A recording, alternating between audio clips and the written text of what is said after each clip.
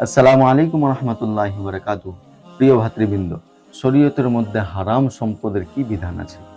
একটা মানুষের কাছে হারাম সম্পদ আছে, সে হারাম সম্পদটাকে সে কোথায় ব্যবহার করবে, কোথায় সে ব্যয় করবে, এ বিষয়ে শরীয়ত আমাদেরকে কি বিধান দিয়ে থাকে? এই হারাম সম্পদের বিধান জানার পূর্বে আমাদেরকে জানতে হবে হারাম সম্পদ দুই প্রকারে অর্জন হয়ে থাকে। নম্বর এক, যে হারাম সম্পদকে অর্জন করার পিছনে আপনার পরিশ্রম লেগেছে, যেমন আপনি হারাম জব করেছেন, আপনি ব্যাংকের জব করেছেন, তার থেকে আপনি হারাম অর্থ অর্জন করেছেন।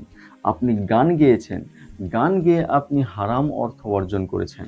আপনি ডান্স করেছেন, তার থেকে আপনি হারাম অর্থ অর্জন করেছেন। নম্বর দুই, যে হারাম অর্থ অর্জন করার পিছনে আপনার বিন্দু পরিমাণ পরিশ্রম লাগেনি, বিনা পরিশ্রমে আপনি হারাম অর্থ অর্জন করেছেন। যেমন আপনি সুদে টাকা খাটিয়েছেন, সেখান থেকে আপনি হারাম অর্থ অর্জন করেছেন। আপনি চুরি ডাকাতি করেছেন, সেখান থেকে আপনি হারাম অর্থ অর্জন করেছেন।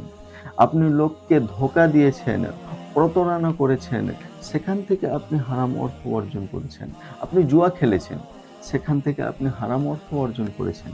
তো এবার আমরা জানতে পারলাম হারাম অর্থ দুই প্রকার। এক, হারাম অর্থ যার পিছনে আপনার পরিশ্রম লেগেছে। নম্বর দুই, ওই হারাম অর্থ যার পিছনে আপনার কোনো পরিশ্রম লাগেনি। এবার আমরা এই দুই শ্রেণীর হারাম সম্পদের শরীয়তের কি বিধান আছে সেটা জানার চেষ্টা করব। যে হারাম সম্পদটাকে আপনি বিনা পরিশ্রমে কোনো মানুষের কাছ থেকে অর্জন করেছেন, তার শরীয়তের বিধান হলো সেই অর্থটাকে আপনাকে সেই মানুষের কাছেই পৌঁছাতে হবে। যে মানুষকে আপনি ধোঁকা দিয়েছেন, তার সাথে প্রতারণা করেছেন, যার আপনি চুরি করেছেন, ডাকাতি করেছেন, যার সাথে আপনি জুয়া খেলেছেন, বা যার থেকে আপনি সুদে টাকা অর্জন করেছেন, এই সমস্ত টাকাগুলোকে আপনাকে আসল মালিকের কাছ পর্যন্ত পৌঁছে দিতে হবে। অর্থাৎ যার টাকা, আপনাকে সেই ব্যক্তিকে তার টাকা ফিরিয়ে দিতে হবে।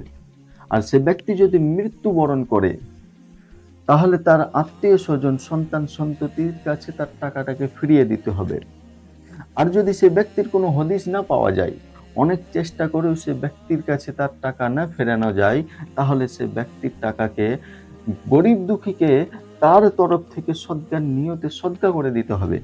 আর যে হারাম অর্থটাকে আপনি পরিশ্রমের মাধ্যমে অর্জন করেছেন, যেমন আপনি হারাম জব করেছেন, গান গেয়েছেন, ডান্স করেছেন, সেই অর্থটাকে আপনাকে বিনা সওয়াবের নিয়তে গরিব দুঃখীকে দান করতে হবে। এখানে কোনো সদকা এবং সওয়াবের নিয়ত করা যাবে না। বিনা সদকার নিয়তে গরিব দুঃখীকে সেই টাকাটাকে দিয়ে দিতে হবে।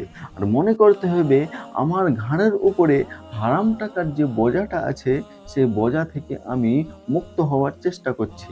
সওয়াবের নিয়ত এই কারণে করা যাবে না, সদকার নিয়ত এই কারণে করা যাবে না, কারণ ওই টাকা তো হারাম। আর হারাম টাকা থেকে কোনো দিনের জন্য সদকা করা যায় না।